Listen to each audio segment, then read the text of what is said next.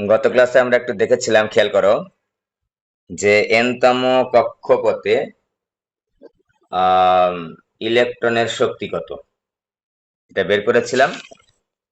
এবং একটা কক্ষপথ থেকে অন্য একটা কক্ষপথে ইলেকট্রনের স্থানান্তরের জন্য কি পরিমাণ শক্তির দরকার সেটা হিসাব করেছিলাম। এবং লাস্টে এসে আমরা এটা একটু এক্সপ্লেন করেছিলাম যে এনতম কক্ষপথের যে শক্তিটা আমাদের দেওয়া আছে, আমরা বের করতে পেরেছি, মাইনাস হয়েছে, নেগেটিভ হয়েছে। নেগেটিভ দ্বারা আমরা বুঝেছিলাম যে ইলেকট্রন কক্ষপথে আবদ্ধ আছে, কোনো না কোনো কক্ষপথে ওই অ্যাটমের আছে, বা ইলেকট্রন পরমাণুতে আবদ্ধ আছে। তো আমরা এই এন এর মান যখন ইনফিনিটি বসাচ্ছি তখনই কিন্তু আমরা একটা শূন্য পাচ্ছি বা জিরো পাচ্ছি। এই জিরোটা কিন্তু জিরো না, শুধু জিরো না, এই জিরোর মধ্যে তাৎপর্য আছে। মানে এই জিরো হচ্ছে সিগনিফিক্যান্ট জিরো, তাৎপর্যপূর্ণ জিরো। আমরা এই যে সমীকরণটা পেয়েছি, এই সমীকরণে এন এর মান যখন ইনফিনিটি বসাচ্ছি তখন কিন্তু আমি ইলেকট্রনের শক্তিটা জিরো পাচ্ছি। তো যখন এন এর মান ইনফিনিটি বসাচ্ছি, এটার অর্থ হচ্ছে যে একটা অ্যাটমের কক্ষপথ মনে করো তিনটা আছে, একটা অ্যাটমের মধ্যে তিনটা কক্ষপথ, সর্বোচ্চ পরিমাণ তিনটা কক্ষপথ আছে। তাহলে এন এর মান 4 মানেই কিন্তু ইনফিনিটি, এন এর মান 5 মানেই কিন্তু ইনফিনিটি, এন এর মান 6 মানেই কিন্তু ইনফিনিটি ওই অ্যাটমের ক্ষেত্রে। যে অ্যাটমের ক্ষেত্রে মোট কক্ষপথ আছে 5টা, সে অ্যাটমের ক্ষেত্রে আবার 6 হলো ইনফিনিটি, 7 হলো ইনফিনিটি। তাহলে আমি যদি বলি যে একটা অ্যাটম বা পরমাণুর 6টা কক্ষপথ আছে সর্বমোট, মনে কর ধরে নিলাম ফর এক্সাম্পল যে একটা অ্যাটমের 6টা কক্ষপথ আছে, তাহলে এন এর মান 7 দ্বারা বুঝাই যে এন এর মান 7 দ্বারা বুঝাই ইলেকট্রন ওই 6টা কক্ষপথের কোন কক্ষপথে নেই। কোথায় আছে? 7 নাম্বার। 7 নাম্বার মানে ইনফিনিটি, অসীম। এখানে অসীম কথাটার অর্থ হচ্ছে ইলেকট্রন ওই অ্যাটমের কোন কক্ষপথেই নেই, অর্থাৎ মুক্ত ইলেকট্রনে পরিণত হয়েছে। আর মুক্ত ইলেকট্রনে পরিণত হওয়ার সাথে সাথে আমরা এই সূত্র অনুসারে ইলেকট্রনের শক্তি পাবো হচ্ছে জিরো। তাহলে এন এর মান তাহলে 2 হলেও কিন্তু ইনফিনিটি হতে পারে, 3 হলেও ইনফিনিটি হতে পারে, 4 হলেও কিন্তু ইনফিনিটি হতে পারে। যে অ্যাটমের যত সংখ্যক কক্ষপথ আছে তার চাইতে এক বেশি হলেই সেটাকে আমরা ইনফিনিটি নাম্বার কক্ষপথ বলবো। আর ইনফিনিটি নাম্বার কক্ষপথে ইলেকট্রন আছে মানে আমরা বুঝে ফেলবো ইলেকট্রন তার অ্যাটমের কোনো কক্ষপথে নেই, অর্থাৎ মুক্ত ইলেকট্রনে পরিণত হয়ে গেছে। আর মুক্ত ইলেকট্রনে পরিণত হয়ে যাওয়ার অর্থ হচ্ছে ইলেকট্রনটা কক্ষচ্যুত হয়ে গেছে। কক্ষচ্যুত কথার অর্থ হচ্ছে কোন কক্ষপথের মধ্যেই সেই ইলেকট্রনটা নেই, তার মানে তার শক্তি কত? জিরো। তাহলে একটা প্রশ্ন হচ্ছে স্যার, যে ইলেকট্রনের শক্তি কি আসলে জিরো দ্বারা কি শুধুই জিরো? না, শুধু জিরো না, ইলেকট্রন যখন মুক্ত হয়ে গেছে তার শক্তি কি আসলে জিরো? এটা সিগনিফিক্যান্ট জিরো। এই জিরোর মধ্যে যে কোনো ধনাত্মক মান আছে, এই জিরোর মধ্যে জিরো দ্বারা বোঝাচ্ছে যে কোনো ধনাত্মক মান। এক ইলেকট্রন যখন মুক্ত হয়ে গেছে তার একটা গতি শক্তি আছে, তাই না? তার মানে তার তো জিরো না, যে কোনো ধনাত্মক মান হতে পারে। যে কোনো জিরো এবং যে কোনো ধনাত্মক মান দ্বারা বুঝবো ইলেকট্রনটা কক্ষচ্যুত হয়ে গেছে, অর্থাৎ ইলেকট্রনটা মুক্ত ইলেকট্রনে পরিণত হয়েছে। তাহলে এই জিরোর মধ্যে কিন্তু শুধু জিরো না, জিরো সহ সকল ধনাত্মক মান আছে ধরে বুঝে নিব আমরা, কারণ আমরা এই সূত্রের মাধ্যমে ইলেকট্রনের সর্বোচ্চ শক্তি কিন্তু জিরোই বের করতে পারি, কখনো জিরোর বেশি যেতে পারবো না। তাই এটা একটা সিগনিফিক্যান্ট জিরো। আচ্ছা, এবার আমরা একটু কক্ষ স্থানান্তরের জন্য যে শক্তিগুলো লেগেছিল সেগুলো আমরা গত ক্লাসে পড়েছিলাম, যে একটা কক্ষ থেকে আর একটা কক্ষ স্থানান্তর হইতে যে পরিমাণ শক্তি প্রয়োজন হয়। তো মনে করো আমি তোমাকে বললাম যে 1 নাম্বার থেকে 3 নাম্বারে যেতে কতটুকু শক্তির প্রয়োজন, তাহলে আমরা 1 নাম্বার কক্ষপথের শক্তি বের করব ইলেকট্রনের, 3 নাম্বার কক্ষপথের শক্তি বের করব, করার পরে আমরা কি করব? বিয়োগ করে দিব। বিয়োগ করার নিয়মটা কি বলেছিলাম? উচ্চ কক্ষপথের ইলেকট্রনের শক্তি বিয়োগ হচ্ছে নিম্ন কক্ষপথের ইলেকট্রনের শক্তি। ওকে। কিন্তু আমরা অনেক সময় হয় কি, যে বলল যে একটা, মনে করে এখানে একটা এরকম করে চিত্র দিয়ে দিল, এরকম করে চিত্র দিল মনে করো, দিয়ে এই দুবেকের মধ্যে এরকম থাকলো যে এখানে একটা আলো পড়েছে। এখানে দেখো এটা কয় নাম্বার কক্ষপথ? বুঝতেই পারছো, 2 নাম্বার কক্ষপথ। N is equal 1, N is equal 2, N is equal 3। আমি 3টা কক্ষপথ দাগিয়েছি, 3টা কক্ষপথের একটা অ্যাটম দাগিয়েছি। তো এখানে একটা আলো পড়েছে, আমাদের জানা আছে আপতিত ফোটন বা আলোর শক্তি হচ্ছে HF বা HC ভাগ ল্যামডা। এই ল্যামডা এই শক্তি যে কক্ষপথে আলোটা পড়েছে সেই কক্ষপথে ইলেকট্রন কিন্তু শোষণ করবে। হ্যাঁ, শোষণ করে যদি উপযুক্ত পরিমাণ শক্তি সে পায়, উপযুক্ত পরিমাণ কিন্তু পেতে হবে, তবেই সে কিন্তু উত্তেজিত হবে। উত্তেজিত হয়ে সে কি হতে পারে, তিন ধরনের ঘটনা ঘটতে, উত্তেজিত হলে দুই ধরনের ঘটনা ঘটবে। উত্তেজিত হওয়ার অর্থ হচ্ছে সে উত্তেজিত কখন হবে, উত্তেজিত হওয়ার অর্থ হচ্ছে সে লাফ মেরে অন্য কক্ষপথে যাবে, অথবা একবারে কক্ষচ্যুত হয়ে যাবে, একবারে কক্ষচ্যুত হয়ে যাবে। এইটারই এক্সপ্লেনেশন আজকে দিব আমরা।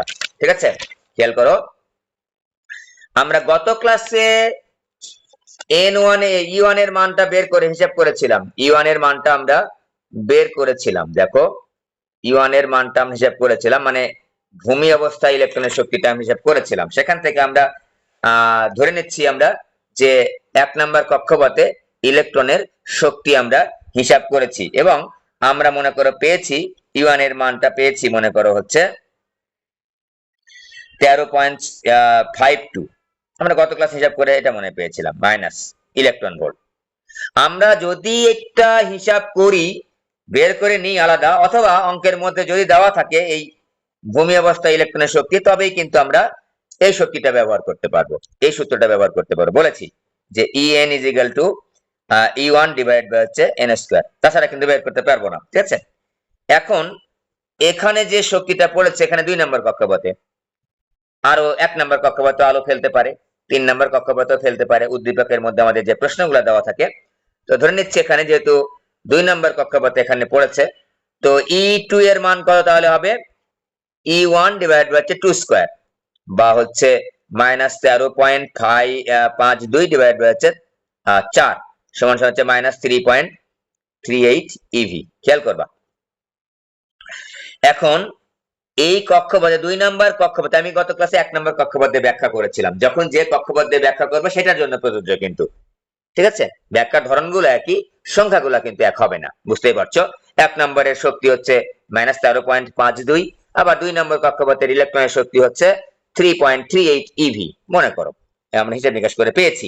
এখন খেয়াল করো যে 2 নাম্বার কক্ষপথের ইলেকট্রনকে যদি একেবারেই মুক্ত ইলেকট্রনে পরিণত করতে হয়, তাহলে আমাকে বাইরে থেকে যে আলোটা ফেলেছি সে আলোটার শক্তি কত হতে হবে, কমপক্ষে 3.38 ইভি হতে হবে, কমপক্ষে। কিন্তু এর বেশি হলে সমস্যা নাই, তার শক্তি যদি এর চেয়ে বেশি হয় তার চেয়ে সমস্যা নাই, মাইনাস বাদে বললাম। কিন্তু আপতিত ফোটনের শক্তি হিসাব নিকাশ করলাম, মনে করো E is equal two HF is equal two HC ভাগ ল্যামডা।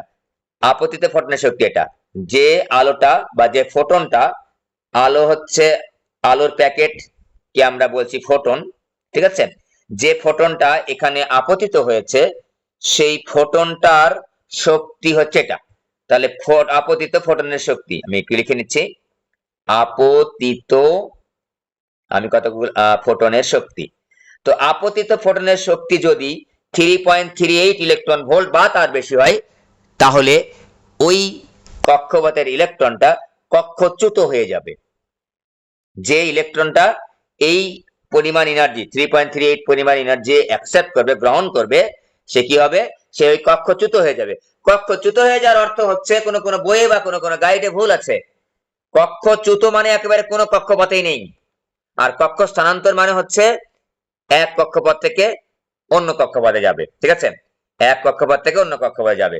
তো এখন 3.38 ইলেকট্রন ভোল্টে যদি কম শক্তি পড়ে, তাহলে দুইটা ঘটনা ঘটতে পারে। নাম্বার 1, ইলেকট্রন যে কক্ষপথে ছিল সেই কক্ষপথেই থাকতে পারে, অথবা ইলেকট্রন ওই কক্ষপথ থেকে লাফ দিয়ে অন্য কোনো কক্ষপথে যেতে পারে, মানে কক্ষ স্থানান্তর করতে পারে। ঠিক আছে, আমরা এখন মনে করো 3.38 ইলেকট্রন ভোল্ট শক্তি দিলে তো বুঝতেই পারছি, তার বেশি দিলে যে ইলেকট্রন একেবারে কক্ষচ্যুত হয়ে গেছে, ইলেকট্রন মুক্ত ইলেকট্রনে পরিণত হয়েছে, বুঝে ফেললাম, এটা নিয়ে আমাদের কোনো মাথা ব্যথা নেই।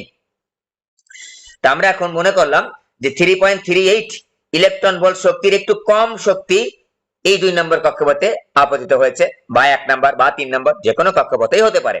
তাহলে আমি 2 নম্বর নিয়ে যদি কথা বলি, তাহলে 3 নম্বর 3.38 ইলেকট্রন ভোল্টের একটু কম আপতিত হয়েছে শক্তি, তাহলে খেয়াল করো দুটা ঘটনা ঘটতে পারে। এবার একটা হচ্ছে ওই কক্ষপথেই থাকতে পারে ইলেকট্রন, অথবা উপযুক্ত পরিমাণ শক্তি পেলে সে হচ্ছে কক্ষ স্থানান্তর করতে পারে। ঠিক আছে, 3.38 এর কমে কিন্তু পেলাম, আর 3.38 থেকে 3.38 এর বেশি হলে কিন্তু সে কক্ষচ্যুত হয়ে যাবে, মুক্ত ইলেকট্রনে পরিণত হবে। সেটা কিন্তু আমি অ্যাকসেপ্ট করবো না। এখন আমি ওটা নিচ্ছি না, ওটা তো বোঝা শেষ। এখন আমরা যে এক কক্ষপথ থেকে অন্য কক্ষপথে গেলে আমরা কিভাবে বের করব যে কত নাম্বার কক্ষপথ থেকে কত নাম্বার কক্ষপথে যাবে, এটা এখন একটু স্টাডি করবো। ঠিক আছে, তো তোমরা পড়ে আসছো, দেখলেই বুঝতে পারবা। E N is equal to হচ্ছে E M E to the power 4 divide by 8 N square H square epsilon not square, এটা হচ্ছে মাইনাস। তো আমরা ধরে নিচ্ছি যে কক্ষপথে ইলেকট্রনটা আছে, ঠিক আছে, সেই কক্ষপথের নাম হচ্ছে n1।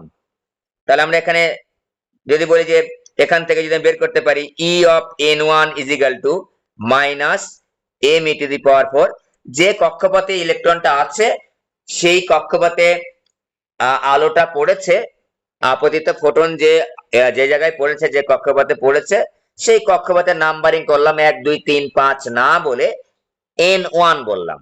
তাহলে দেখো n এর জায়গায় n1 টা বসাবো, 8 n1 square H square epsilon not square. এবং এবং আমরা মনে করো ওই কক্ষপথ থেকে অন্য একটা কক্ষপথে মনে করো ইলেকট্রনটা যাবে, সেই কক্ষপথের নাম দিলাম আমরা n2। মনে রাখবো আমরা বাইরে থেকে ফোটনের মাধ্যমে যখন আমি শক্তি দিচ্ছি, ইলেকট্রন কিন্তু সেই শক্তিটা শোষণ করতেছে। তাহলে ইলেকট্রন যে শোষণ করে, ইলেকট্রনটা কিন্তু নিচের কক্ষপথে নামবে না। ইলেকট্রন যদি উপযুক্ত পরিমাণ শক্তি পায় তাহলে উচ্চ কক্ষপথে স্থানান্তর করবে। তো উচ্চ কক্ষপথের সেই সংখ্যাকে বলছি আমরা n2। তাহলে আমি n2 লিখলাম, তাহলে minus m E to the power 4 divided by 8 n2 square H square epsilon not square. ঠিক আছে, n1 এর পরিচয় দিলাম আমরা হচ্ছে একটা n2। নিম্ন কক্ষপথের শক্তিকে আমরা n1 লিখলাম, উচ্চ কক্ষপথের সংখ্যা, নিম্ন কক্ষপথের যে সংখ্যা কত নাম্বার কক্ষপথ n1, আর n2 হচ্ছে উচ্চ কক্ষপথ, নিম্ন উচ্চ। ঠিক আছে, নিম্ন কক্ষপথ আর হচ্ছে উচ্চ কক্ষপথ, ওকে। তাহলে এখন দেখো আমি যদি বলি যে কতটুকু শক্তি গ্রহণ করলো বা কতটুকু শক্তি বর্জন করলো, তো আমি মনে করি এখানে গ্রহণ হবে, যেহেতু আমি যেটা শিখাচ্ছি 2 নম্বর কক্ষপথ নিয়ে, এই যে এটার নাম দিলাম হচ্ছে n1 নাম্বার কক্ষপথ। আবার মনে করো সেই এখানকার ইলেকট্রনটা লাফ মেরে যে কক্ষপথে যাবে সেটার নাম দিচ্ছি আমরা n2 নাম্বার কক্ষপথ। ওকে, তাহলে ই অফ n2 বিয়োগ হচ্ছে ই অফ n1, যেটাকে আমরা বলছি ডেল ই শোষিত শক্তি। এই ডেল ইর নাম কি? ডেল ইর নাম হচ্ছে শোষিত শক্তি। আমরা এক্ষেত্রে শোষিত শক্তি বলছি, যেহেতু বাইরে থেকে আলো দিয়েছি সেহেতু এই শক্তিটার নাম বলছি শোষিত শক্তি। ঠিক আছে, তাহলে আমরা যদি এখানে বিয়োগ করি minus m E to the power 4 divided by 8 n2 square H square epsilon not square, বিয়োগে বিয়োগে যোগ হয়ে গেল, এই যে এই বিয়োগ আর এখানকার এই বিয়োগে যোগ হয়ে গেল, m E to the power 4 divided by 8 n1 square H square epsilon not square is equal to, আমরা যদি সবকিছু কমন যাবে শুধু n1 আর n2 টা ভিন্ন এখানে, তাহলে আমরা m E to the power 4 divide by 8 H square epsilon not square 1 ভাগ n1 স্কয়ার বিয়োগ হচ্ছে 1 ভাগ n2 স্কয়ার। তোমরা এটা পড়েছো, দেখলে এখনই বুঝতে পারবা। তো এটা ডেইলি শোষিত শক্তি, তো শক্তির আমরা কিভাবে লিখবো, h ভাগ ল্যামডা লিখবো, একবার লিখে ফেললাম। ঠিক আছে, m E to the power 4 divided by হচ্ছে 8 H square epsilon not square into 1 ভাগ n1 স্কয়ার বিয়োগ 1 ভাগ n2 স্কয়ার। তো আমরা এখান থেকে 1 ভাগ ল্যামডাটাকে বাম পাশে রাখবো আর বাদ বাকিটা ডান পাশে নিয়ে যাব, m E to the power 4 divided by 8 h cube, এই যে h টা পাশে নেমে এসেছে, h square epsilon not square into হচ্ছে এখানে একটা c আছে, এটা এপসিলন নট রে বাবা, 8 h cube epsilon not square একটা c থাকবে। ঠিক আছে, ইনটু 1 n1 স্কয়ার বিয়োগ হচ্ছে 1 ভাগ n1 n2 স্কয়ার। এই যে এইটুক অংশের নাম হচ্ছে রিগবার্গ কনস্ট্যান্ট, তোমরা কেমিস্ট্রিতে অলরেডি পড়েছো। m E to the power 4 divided by 8 h cube, এটা এপসিলন নট একটু কাটাকাটি হয়ে গেছে, এটা হচ্ছে এপসিলন নট, এটা হচ্ছে এপসিলন নট। আমি একটু লিখে দিচ্ছি যে আর h is equal to m E to the power 4 divided by হচ্ছে 8h cube epsilon not square into c. এটার নাম হচ্ছে রিগবার্ট কনস্ট্যান্ট বা রিগবার্ট ধ্রুবক, ঠিক আছে। তো এখান থেকে আমরা লিখতে পারি 1 ভাগ lambda is equal to R H into 1 ভাগ n1 স্কয়ার বিয়োগ 1 ভাগ ইনটু স্কয়ার, ঠিক আছে। এটা গেল, এই দেখতে পাচ্ছ 1 ভাগ n1 স্কয়ার। এটা তোমরা এই এইটা তোমাদের হচ্ছে পরিচিত একটা ইকুয়েশন, যে তোমরা রসায়ন বিজ্ঞানে এটা দিয়ে তোমাদের অঙ্ক করতে হয়েছে, এটা দিয়ে তোমাদের অঙ্ক করতে হয়েছে। তো আমরা এই সমীকরণটা এভাবে আসে। তা দেখো, এটা কিন্তু শোষিত শক্তি। শোষিত শক্তির এইচ সি ভাগ ল্যামডা লিখবো আমরা একবারে, এই যে যেটা আমরা এখানে লিখেছি অলরেডি, যে e is equal to h f is equal to H C ভাগ ল্যামডা।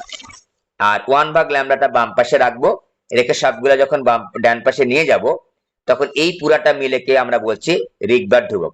এবং এই রিগবার্ট ধ্রুবকের একটা মান আছে, তোমাদের জানা আছে, একটু মুখস্থ আছে, আমি একটু লিখে দিচ্ছি আবারও, যে আর এইচ এর মান, এগুলো সবার মান আমাদের জানা, M E to the power 4 8h cube epsilon not square into C, সবগুলোর মান আমাদের জানা। সুতরাং আমরা এটার মানটা পাই 109,678 পার সেন্টিমিটার। আমরা সেন্টিমিটার রাখবো না, 109,678 সেন্টিমিটার 10 টু দি পাওয়ার 2 হবে পার মিটার, পার মিটার, ঠিক আছে।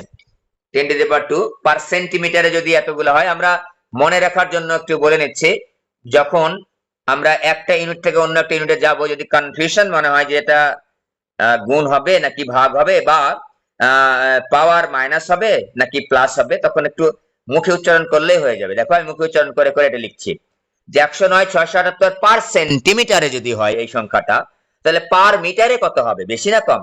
অবশ্যই বেশি হবে। আর বেশি যখনই হবে, তখন পাওয়ারটা পজিটিভ হয়, 100 দ্বারা গুণ করতে হয়, 100 দ্বারা ভাগ করলে হবে না, ঠিক আছে। এটা পার সেন্টিমিটার পার মিটার। মুখে উচ্চারণ করে করে পড়বা, বুঝে বুঝে পড়বা, একেবারে ঠুটস্থ বিদ্যায় যাইও না, তাহলে তুমি মানে ভালো করতে পারবা না। ওকে, এই গেল আমাদের কক্ষ স্থানান্তরের সূত্র। তাহলে যে কক্ষপথে ইলেকট্রনটা ছিল, সেই কক্ষপথের নাম দিলাম আমরা n1, আর যে কক্ষপথে যাবে ইলেকট্রনটা, সেই কক্ষপথের নাম দিলাম আমরা n2। আমরা শোষিত শক্তির ক্ষেত্রে এটা খেয়াল করলাম, শোষিত শক্তির ক্ষেত্রে, ঠিক আছে। বিকিরিত শক্তির ক্ষেত্রে আমরা একইভাবেই আমরা বের করব, কোনো সমস্যা নাই। কিন্তু বিকিরিত শক্তির ক্ষেত্রে কিন্তু উচ্চ কক্ষপথ থেকে নিম্ন কক্ষপথে নামবে, আর শোষিত শক্তির ক্ষেত্রে নিম্ন কক্ষপথ থেকে উচ্চ কক্ষপথে যাবে কিন্তু। তো আমরা যখন শোষিত শক্তির ক্ষেত্রে কথাটা বললাম, তখন ইলেকট্রন যে কক্ষপথে আছে সেটাকে n1 বলছি, নিম্ন কক্ষপথ। আর যে কক্ষপথে ইলেকট্রনটা যাবে, যদি উপযুক্ত পরিমাণ শক্তি পাই, তাহলে সেটার নাম দিলাম আমরা n2, উচ্চ কক্ষপথ। একেবারে শোষিত শক্তি দিয়ে কিন্তু করলাম, ঠিক আছে।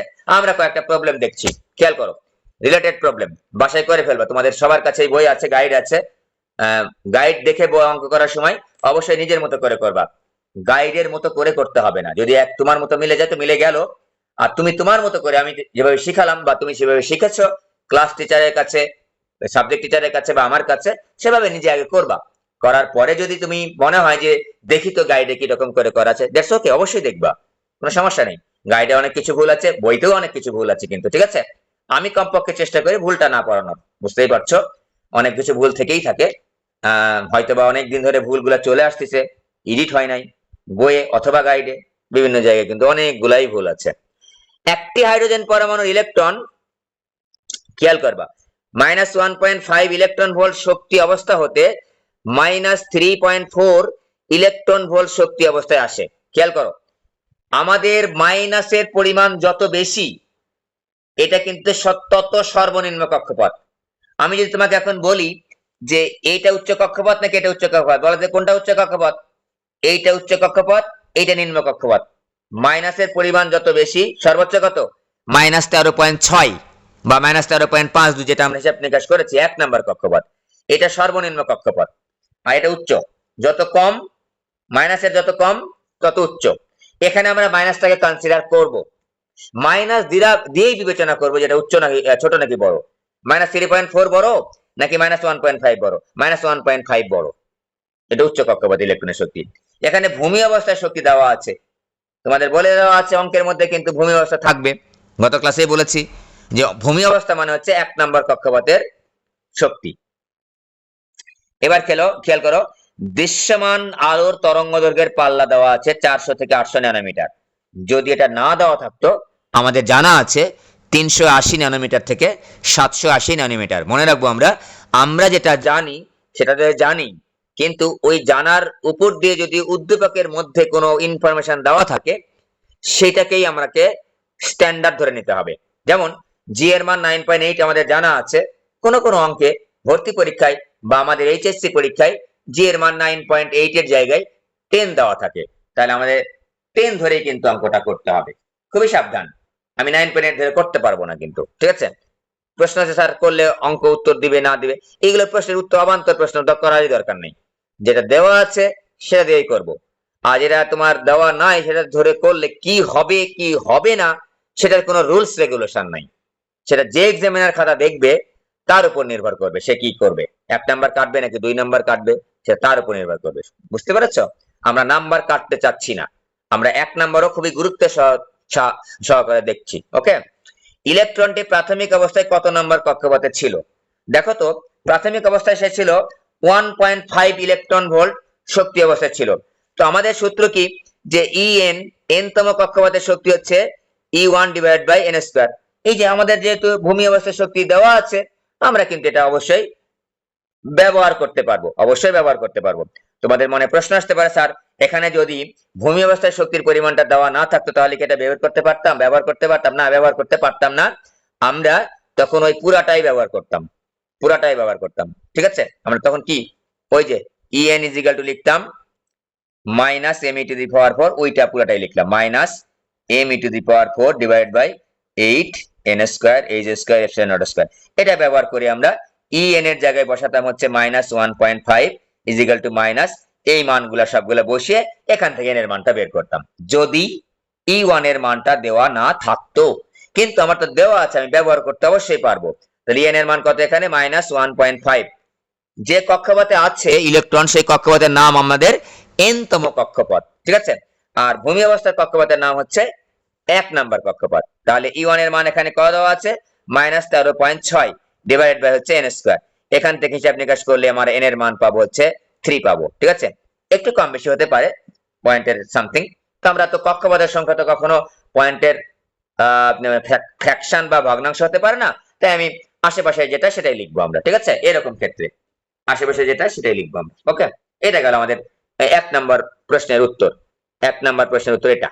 তো 1 নাম্বার দেখো তো এইটুকাই। কিন্তু আমরা কিন্তু আবার একটা কথা তোমাদের বলে দিতে চাই যে স্যার আমরা যদি এই 1 নাম্বার কক্ষপথের শক্তি দেওয়া থাকে তাহলে কি এটা ব্যবহার করব না? এটা ব্যবহার করব না, এটা ব্যবহার করব না। 1 নাম্বার কক্ষপথের শক্তি দেওয়া থাকলে আমরা এটা ব্যবহার করব।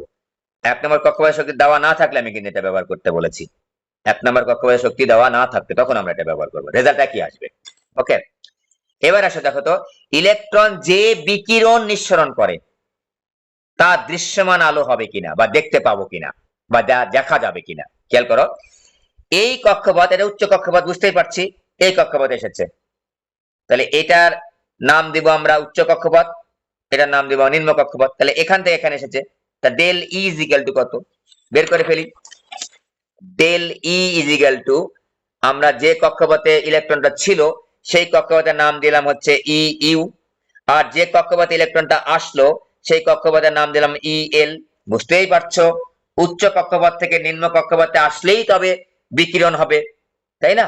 তাহলে এখানে ই ইউ এর মানটা দেওয়া আছে, খেয়াল করো, -1.5 -1.5 ইভি, আর এখানে দেওয়া আছে হচ্ছে -3.4 ইভি, ঠিক আছে? ওকে, ডেল ই ইজিক্যাল টু কি লিখবো আমরা? আমাদের সেই বোরের পরমাণু মডেলের তৃতীয় স্বীকার্য কম্পাঙ্ক নির্ণয়ের স্বীকার্য সেখান থেকে আমরা আসলাম ই ইউ বিয়োগ হচ্ছে ই এল। ডেল ই ইজিক্যাল টু আমরা কি লিখবো? H F. ই ইউ এর মান হচ্ছে -1.5 বিয়োগ -3.4। তো হিসাব নিকাশ করলে এখানে এইচ ভাগ ল্যামডা বের করব। আমি তোমাদের 2টা-3টা ক্লাসেই বলেছি, যখনই দেখা যাবে কিনা কোনো একটা আলো এরকম ধরনের প্রশ্ন করবে, আমরা তরঙ্গ দৈর্ঘ্যটা বের করব, আমরা কম্পাঙ্ক বের করব না। হ্যাঁ, কম্পাঙ্ক কখন বের করব? আমাদের ডাটাতে যখন দেওয়া থাকবে যে আলো তরঙ্গ দৈর্ঘ্যের পাল্লার জায়গা দেওয়া থাকবে যে কম্পাঙ্কের পাল্লা, তখন আমরা কম্পাঙ্ক বের করব। আর তরঙ্গ দৈর্ঘ্যের পাল্লা যেহেতু দেওয়া আছে অবশ্যই তরঙ্গ দৈর্ঘ্য বের করব। আর যদি কিছু দেওয়া না থাকে তবুও আমরা কিন্তু তরঙ্গ দৈর্ঘ্য বের করব। আবার বলছি, তরঙ্গ দৈর্ঘ্যের পাল্লা দেওয়া আছে, তরঙ্গ দৈর্ঘ্য বের করব। কিছু দেওয়া নেই, তরঙ্গ দৈর্ঘ্য বের করব। কম্পাঙ্ক দেওয়া থাকলে আমরা কম্পাঙ্কের পাল্লা দেওয়া থাকলে আমরা কম্পাঙ্কটা বের করব। ক্লিয়ার? ওকে, তাহলে এই সি ভাগ ল্যামডা ইজ ইকুয়াল, দেখো এইটা কিন্তু একটু আগে বের করে নিলে ভালো হতো। এটা কিন্তু ইলেকট্রন ভোল্ট দেওয়া আছে, তাই না? এইটা কত হবে? 1.9, তাই না? নাকি 1.9 ইভি? ইভি রাখলে কিন্তু অঙ্ক হবে না রে বাবা। ইভি রাখলে অঙ্কটা হবে না। কারণ আমার এখানে দেখো এইচ সি ল্যামডা সবগুলা কিন্তু আমরা বের করব হচ্ছে এস আই এককে। ঠিক আছে, আমি একটু সংক্ষেপে করেছি, এখানে আলাদা করে বের করে নিতাম। ডেলিটা আলাদা করে বের করে নিবা তোমরা ডেলিটা আলাদা করে বের করে নিবা, পরে বসাবো আমরা। যখন তুমি ডেলি বের করে নিবা, দেখো এই যে ডেলি বের হয়েছে কত? 1.9 ইভি। এখানেই লিখে নিবা 1.9 গুণ ইলেকট্রনের চার্জ দিয়ে গুণ করলেই তোমার জুল এককে বের হয়ে যায়। 1.6 গুণ 10⁻⁹ জুল। ঠিক আছে, এখানেই বের করে নিবা। তারপর কিভাবে লিখবো আমরা? তারপর del E is equal to H C ভাগ ল্যামডা, এইভাবে বের করে নিবো আমরা। ঠিক আছে, যেভাবে তোমার মন চায়, সমস্যা নেই। এখানে ইলেকট্রন ভোল্ট লিখে করছো, এখানে অসুবিধা হবে না। যেভাবে আমরা লিখেছি সেখানে আমাদের সমস্যা হবে না। ঠিক আছে, মানে সঠিকটা তুমি যদি লেখো তাহলে সমস্যা নাই। আসল কথা হচ্ছে ঘুরিয়ে পেঁচিয়ে আসুক, সঠিকভাবে তুমি যদি উপস্থাপন করতে পারো তাহলে সমস্যা নাই। ঠিক আছে, এত ইভি। ওকে, তাহলে 1.6 গুণ ওয়ান কি বলে এটা, 10⁻⁻⁹ এখান থেকে আমরা ল্যামডা বের করবো। ঠিক আছে, ল্যামডা ইজ ইকুয়াল টু দেখো এইচ সি ভাগ এইচ সি ভাগ ডেলি। তো এইচ এর মানটা কত? 6.63 গুণ 10⁻⁻34। সি এর মান হচ্ছে 3 গুণ 10⁸ ডিভাইড বাই ডেলির মানটা এখানে থেকে একবারে বসাচ্ছি 1.9 গুণ 1.6 গুণ 10⁻⁹ এত। একটু খেয়াল করি, আমরা এইভাবে একবারে বের না করে ডেলিটা আলাদা করে বের করে নিব, নিয়ে এখানে এইভাবে সূত্র বসালে আমাদের কি সুবিধা হয়। এই ক্যালকুলেটর টিপে একটু দেখি কত আসে। আমি একটু দেখে নিচ্ছি। 6.63 গুণ 10⁻⁻34 ইজ ইকুয়াল টু গুণ 3 গুণ 10⁻8 ইজ ইকুয়াল টু ভাগ, একবার লিখছি 1.9 গুণ 1.6 গুণ 10⁻⁻⁹। একটা কথা মনে রাখবা, একটা কথা মনে রাখবা, আমি ক্যালকুলেটর টিপছি, আমি গুণ চিহ্ন দিয়েছি বা পাওয়ার মাইনাস চিহ্ন দিতে, যে মাইনাস চিহ্নটা ভালোভাবে চাপ লাগে না ক্যালকুলেটরে, মাইনাসটা মনে করে উঠলো না, তোমার অঙ্কের উত্তর তাহলে ক্যালকুলেটর কিন্তু ভুল দিবে। তাই আমরা কি করব, পরীক্ষায় বিশেষ করে এইচএসসি পরীক্ষায়, হ্যাঁ এইচএসসি পরীক্ষার কথাটাই বলছি, তখন আমরা একটু এখানেই দুইবার টিপে নিব, দুইবার ক্যালকুলেটর টিপে নিব একসাথেই, পরে যেন রিভিশন করা লাগে না একটু, অথবা প্রথমবার একটু আস্তে ধীরে টিপাটিপি করব। কারণ আমাদের ওই জুড়ে জুড়ে করতে যেতে ভুল হয়ে গেল, পরে তুমি রিভিশন করার টাইম পাবা না। আরো একটা কথা বলে রাখি, এখানে খুবই ছোট কথা কিন্তু খুবই গুরুত্বপূর্ণ। এখানকার পাওয়ার দেখো তো, এখানে আছে 34, এখানে 19 উপরে গেলে হয় পজিটিভ, 19 আর 27, আর এখানে আছে 34, 27 আর 34 এর মধ্যে ডিফারেন্স কত? 7। মানে 10⁻⁻7 রেঞ্জ বা 10⁻⁻6 রেঞ্জ বা 10⁻⁻8 রেঞ্জের উত্তর আমার আসবে।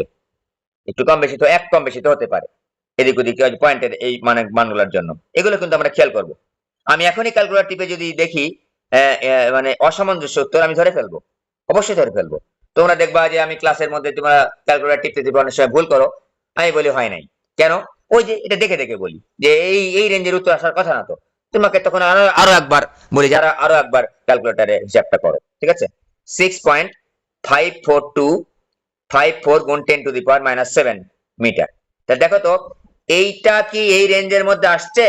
এখানে কিন্তু ন্যানোমিটার রেঞ্জে দাও, তাহলে এটাকে একটু ন্যানোমিটারে পরিণত করি। দেখো ন্যানোমিটারে পরিণত করার স্টাইলটা দেখো, এই ন্যানোমিটার কিভাবে পরিণত করতে হয় বলো দেখি। ন্যানোমিটার পরিণত করব, মিটার থেকে ন্যানোমিটার,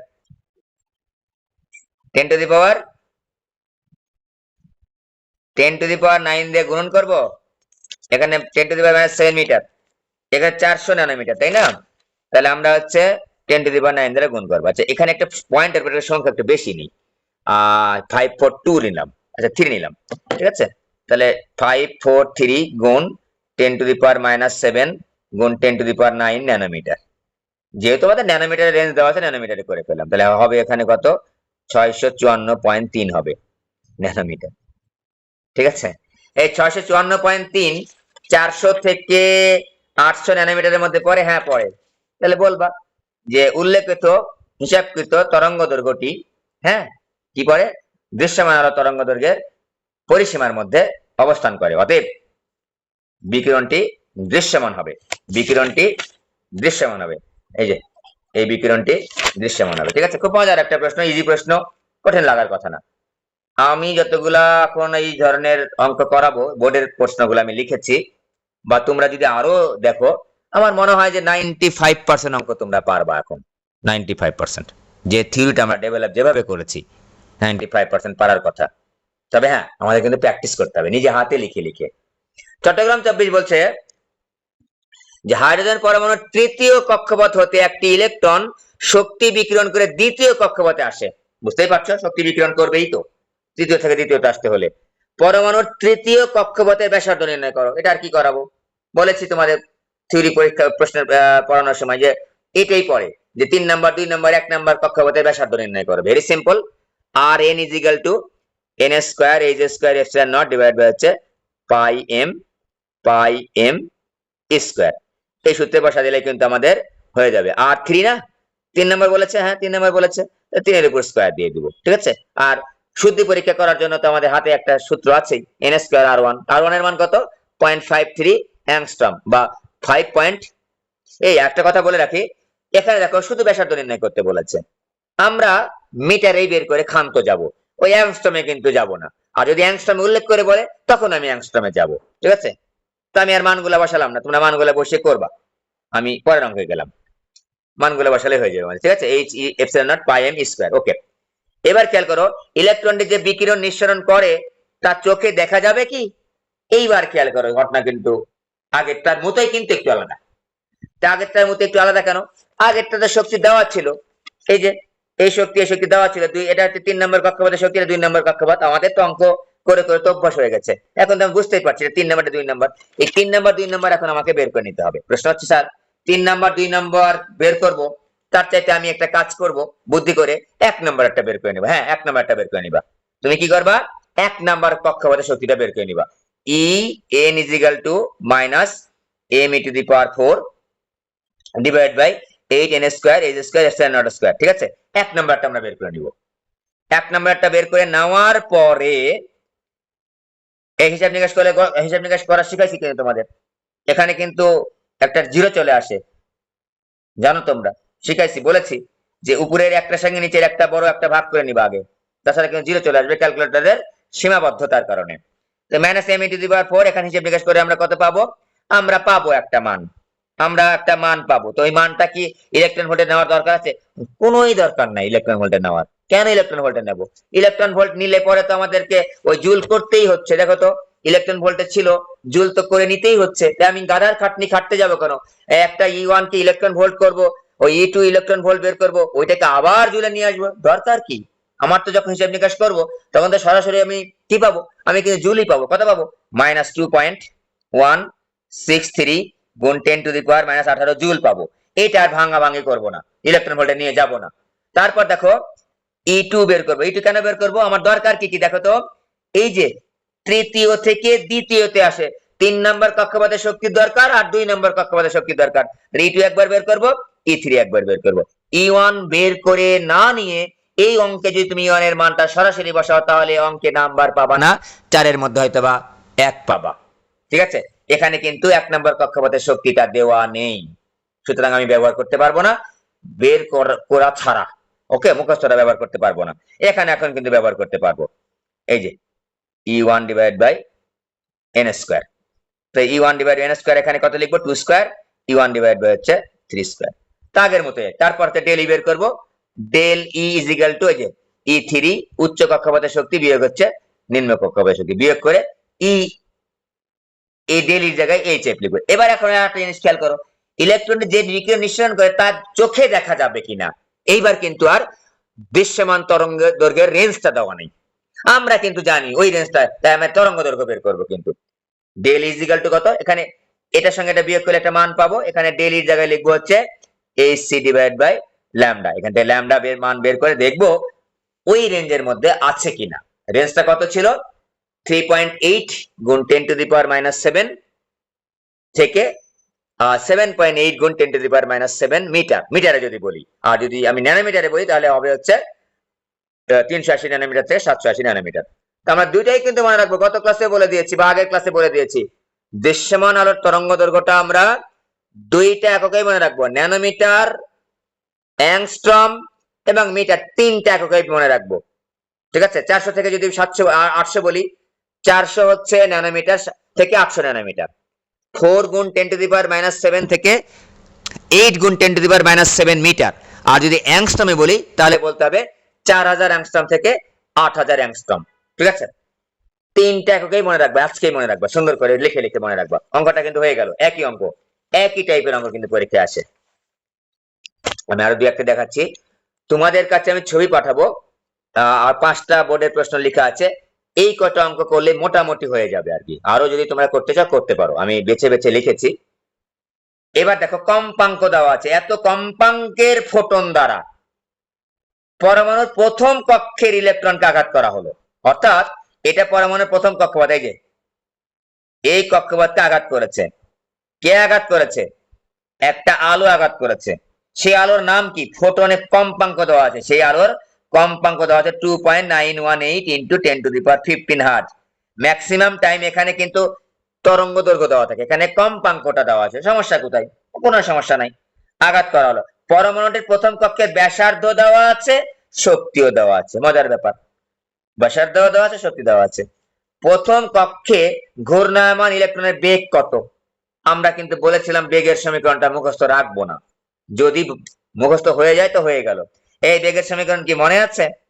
বেগের সমীকরণ ছিল হচ্ছে v is equal to e divided by root over 4 pi epsilon naught m r। আর এর মানটা দেওয়াই আছে প্রথম কক্ষপথের, তাই প্রথম কক্ষপথে যেহেতু ইলেকট্রনের বেগ বের করতে বলেছে দেওয়াই আছে। আর একটা সূত্র ব্যবহার করতে পারি, খেয়াল করে দেখো, mvr is equal to nh ভাগ 2 pi। কারণ আমাদের জানা আছে l is equal to nh ভাগ 2 pi, আর l এর জায়গায় আমরা কি লিখতে পারি? mvr লিখতে পারি। এইটা দিয়েও ব্যবহার করতে পারি, কারণ এখান থেকেই তো এটা আসছে রে বাবা, এখান থেকে তো এটা নিয়ে আসছি। এটা ব্যবহার করতে পারি, এটা ব্যবহার করতে পারি, এটা ব্যবহার করাবো, একই মানই আসবে। বাসায় দেখো একটু হিসাব নিকাশ করে, একই জিনিসই আসবে। যে আমার বোরের পরমাণু মডেলে যে স্বীকার্য ছিল nh ভাগ 2 pi, l is equal to আমরা হিসাব নিকাশ করে কত বের করেছিলাম? mvr। তো এখান থেকে আমি তো ভি এর মানটা বের করতেই পারি, আর এর মানটা দেওয়াই আছে। ফোটন দ্বারা আঘাতের পর কক্ষপথে ইলেকট্রনটির কি পরিণতি হয়েছিল?